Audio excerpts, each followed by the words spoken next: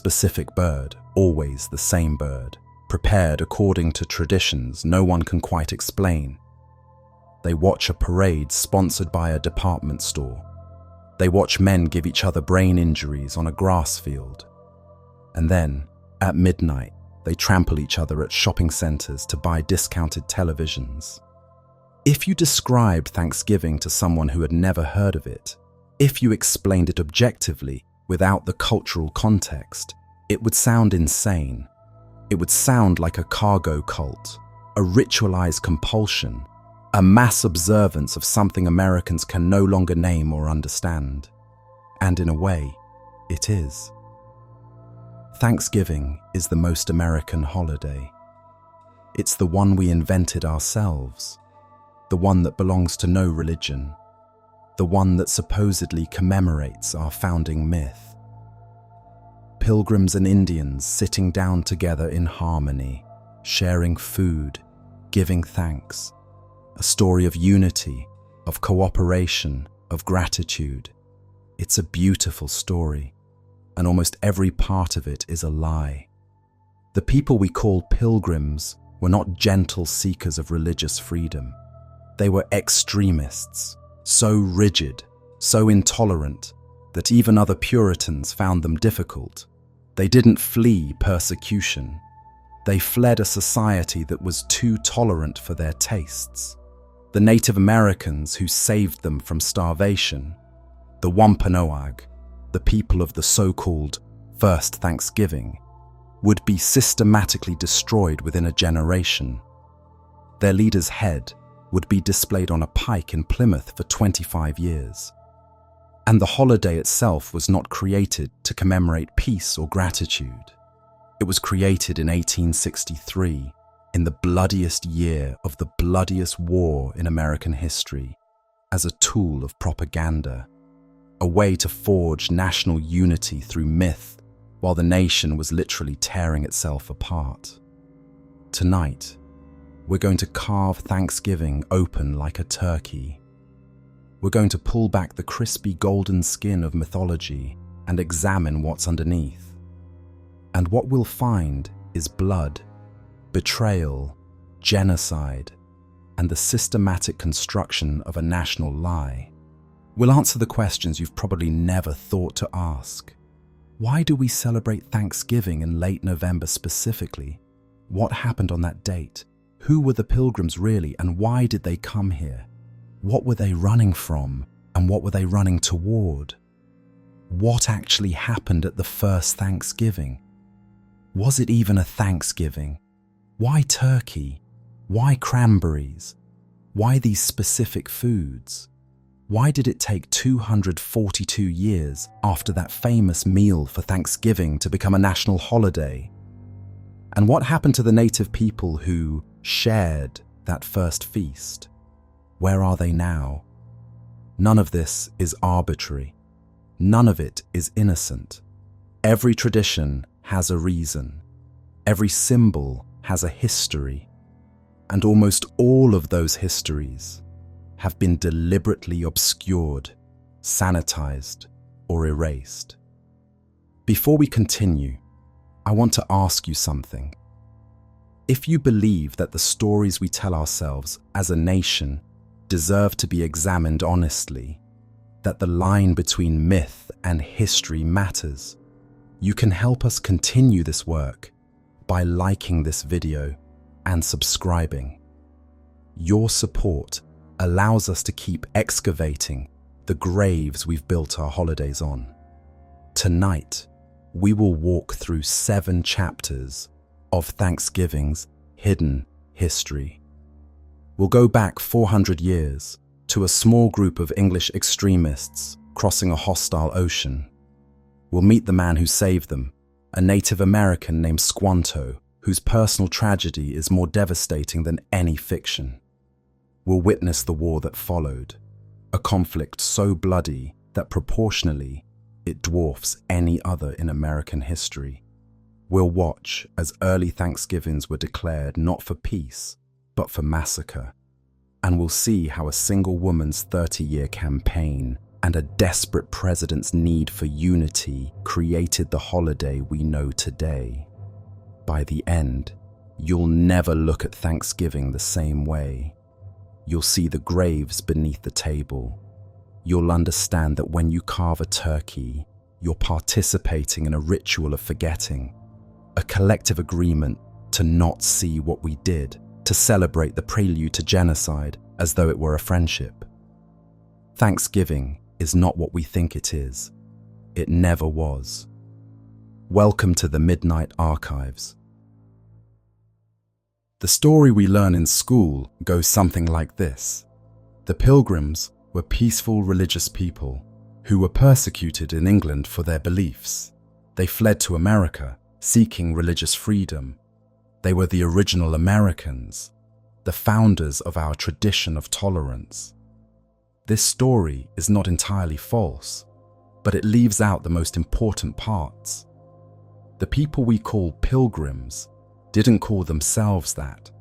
The term was applied retroactively in the 19th century to make them sound more sympathetic. They called themselves saints. Everyone else, everyone who wasn't part of their specific religious community, they called strangers. The saints were English separatists, a radical Protestant sect that believed the Church of England was beyond saving. They weren't Puritans exactly. Puritans wanted to purify the Church of England from within, to reform it, to make it holier. The separatists believed this was impossible. The Church of England was too corrupt, too Catholic in its ceremonies and hierarchies, too sinful. The only option was complete separation. This might sound reasonable to modern ears. If you disagree with an institution, leave it. Start your own thing.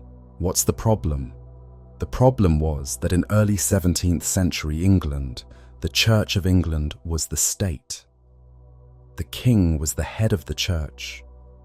To reject the church was to reject the king's authority. It was sedition. It was treason. So yes, the separatists were persecuted. They were fined, imprisoned, watched by authorities. Their meetings were broken up. Their leaders were arrested. Life was difficult. But here's what the mythology leaves out. The separatists were also persecutors. To understand who the Pilgrims really were, you need to understand their theology. And their theology was brutal. They believed in predestination, the Calvinist doctrine that God had already decided, before the creation of the world, who would be saved and who would be damned. Nothing you did in life could change your fate. You were either one of the elect, destined for heaven, or you were damned, destined for hell. And you probably couldn't know for certain which you were. This sounds like it might lead to fatalism. Why try to be good if your fate is already sealed? But in practice, it led to obsessive moralism. The elect, the theory went, would naturally behave in godly ways. If you weren't behaving in godly ways, that was evidence that you weren't elect. So you had to constantly monitor yourself and others, looking for signs of election or damnation. The separatists believed that their tiny community was composed of the elect, the visible saints, gathered together in a pure church. Everyone outside their community was suspect at best, damned at worst. They believed in strict moral codes enforced by the community. Dancing was sinful, theater was sinful, Christmas celebrations were sinful. They associated Christmas traditions with Catholicism. Anything that brought pleasure without direct religious purpose was suspect. They believed in intolerance as a virtue. Tolerating sin was itself sinful. Tolerating false religion was itself false religion. The godly community had a duty to purge sin from its midst, to maintain purity at all costs. This was not a community that believed in religious freedom as we understand it. They believed in their freedom to practice their religion. Everyone else's freedom was irrelevant or actively dangerous. In 1608, about 12 years before the Mayflower voyage, the separatist congregation fled England for the Netherlands. They settled in Leiden, a university city known for its religious tolerance. The Netherlands in the early 17th century was one of the most tolerant places in Europe. Jews, Catholics, various Protestant sects, all were permitted to worship more or less freely. The Dutch had fought their own war of independence against Catholic Spain and had emerged with a culture that valued religious diversity. The separatists lived in Leiden for about 12 years. They were left alone. They could practice their religion freely. No one was fining them or imprisoning them or breaking up their meetings. And they hated it. They didn't hate the persecution, which had stopped. They hated the tolerance, because tolerance meant their children were exposed to other ways of life. Dutch children played games and celebrated festivals that the separatists considered sinful. Dutch society was vibrant, commercial, diverse, everything the separatists associated with worldliness and corruption. Their children were becoming Dutch, learning Dutch language, adopting Dutch customs, maybe even marrying Dutch people who weren't part of the pure community. The separatist identity was dissolving into the tolerant society around them. William Bradford, who would become governor of Plymouth Colony, later wrote about this period with horror. He described how the children were being drawn into extravagant and dangerous courses by the great licentiousness of youth in the Netherlands. The danger wasn't persecution. The danger was freedom. So they decided to leave. Not because they couldn't practice their religion. They could. But because other people could practice other religions, and their children were noticing. They wanted to go somewhere they could establish their own society with their own rules, where they could raise their children without exposure to alternatives. They wanted isolation. They wanted control. America offered that. It was far away. It was sparsely populated, they thought. They could build a pure community there, separate from the corruption of the old world, where the saints could govern themselves according to God's law. They weren't fleeing persecution. They were fleeing tolerance. They weren't seeking religious freedom for everyone. They were seeking the power to create their own intolerant society. In September 1620, the Mayflower set sail from Plymouth, England, carrying 102 passengers. Here's something important that gets left out of the mythology. Only about 40 of those passengers were separatists, the saints, the religious community from Leiden. The rest were what the saints called strangers, ordinary colonists, servants, hired hands, people seeking economic opportunity rather than religious purity. The voyage was sponsored by a group of London merchants who expected to profit from the colony. The religious idealists needed money. The investors needed workers. So the Mayflower carried a mixed group, saints and strangers, believers and mercenaries, ideologues and opportunists. This created tension from the beginning. The saints looked down on the strangers as ungodly. The strangers resented the saints' moral superiority. The two groups had different goals, different values, different reasons for making the voyage. The crossing took 66 days. The conditions were brutal. The Mayflower was a cargo ship, not designed for passengers. People were crammed into the lower deck, in the dark, in the cold, with minimal sanitation. Storms battered the ship. People got sick. One person died during the crossing. They were supposed to land in Virginia, where they had permission to settle, but storms and navigation errors brought them to Cape Cod, in what is now Massachusetts, outside the territory of their patent. They had no legal authority to establish a colony there. This created a crisis. Some of the strangers began talking about striking out on their own once they landed. Why should they follow the Saints' leadership if they were outside the legal boundaries of the patent? Why should they submit to a government they hadn't agreed to? The response was the Mayflower Compact, signed on November 11th, 1620, while the ship was still anchored off Cape Cod. The Mayflower Compact is often celebrated as an early example of democracy, of government by consent, of the American political tradition. And in some ways, it was remarkable. A written agreement among colonists to govern themselves, to make and obey laws, to form a civil body politic. But let's be clear about what it was: an emergency measure created because they had landed in the wrong place and needed to maintain order. It was signed only by adult male passengers, 41 out of 102 people. Women, servants, and children had no say.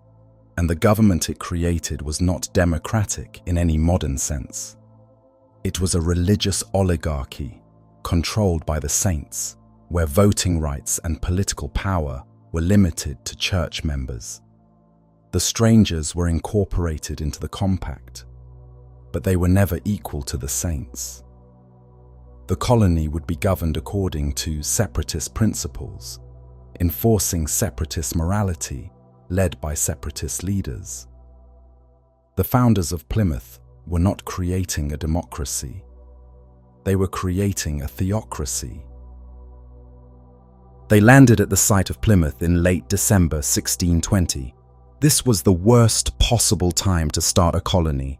Winter in New England is harsh. The colonists had no shelter. They had limited food supplies. They had no experience with the land, no knowledge of what was edible, no understanding of how to survive in this environment.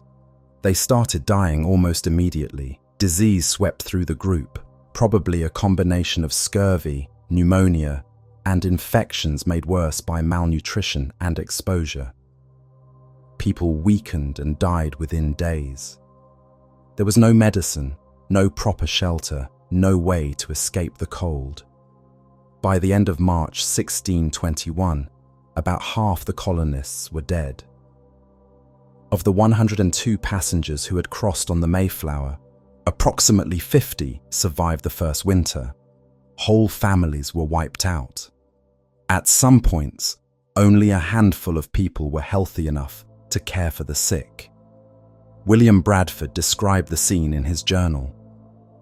In the time of most distress, there was but 6 or 7 sound persons, who, to their great commendations be it spoken, spared no pains, night nor day, but with abundance of toil and hazard of their own health, fetched them wood, made them fires, dressed them meat, made their beds, washed their loathsome clothes, clothed and unclothed them. The survivors were starving, freezing, desperate. They were weeks away from complete extinction. And here's something the Thanksgiving mythology doesn't mention. During this period, the colonists raided Native American food stores. They found a native village that appeared to be abandoned. They found underground storage pits filled with corn. They took the corn. They found graves and disturbed them, taking burial goods. They explored the area, taking whatever they could find that might help them survive. This was theft. The people whose corn they took, whose graves they disturbed, would later return and find their stores raided. The colonists' survival that first winter was built partly on stealing from native people. But theft alone wouldn't be enough. They needed more. They needed knowledge of the land, of how to farm it, of how to survive here. And then, on March 16th, 1621, a native man walked into their settlement. He walked straight up to the astonished colonists. He was nearly naked, wearing only a leather fringe around his waist, and he spoke to them in English. "Welcome, Englishmen," he said. His name was Samoset, and the story he would tell them and the man he would introduce them to would change everything. But the man who would truly save the pilgrims, a man named Tisquantum, known to history as Squanto, had a story of his own. A story of kidnapping, slavery, plague, and a tragedy so complete that helping the English might have been the only thing he had left. Samoset was not from the local area. He was an Abenaki Sagamore from what is now Maine, visiting the Wampanoag territory. He had learned some English from fishermen who worked the coastal waters. But Samoset's English was limited. He could greet the colonists, could communicate basic ideas, but he couldn't serve as a real translator or cultural bridge. He told them, however, that he knew someone who could, someone whose English was fluent, someone who had actually been to England, someone who knew the colonists' language and culture intimately. A few days later, Samoset returned with this man. His name was Tisquantum, though the colonists would call him Squanto. And Squanto's existence was impossible. How could there be a Native American in this remote wilderness who spoke perfect English, who had been to London, who understood European customs? The answer to that question is one of the most tragic stories in American history. Tisquantum was born around 1585, a member of the Patuxet Band of the Wampanoag Confederacy. The Patuxet lived in the area where Plymouth would later be established, the very land the colonists had chosen for their settlement. In 1614, 6 years before the Mayflower arrived, an English explorer named Thomas Hunt came to the coast of New England. Hunt was part of an expedition led by Captain John Smith, the same John Smith of Pocahontas fame, mapping the coastline and assessing opportunities for colonization. Hunt was left behind to finish some trading while Smith returned to England. And Hunt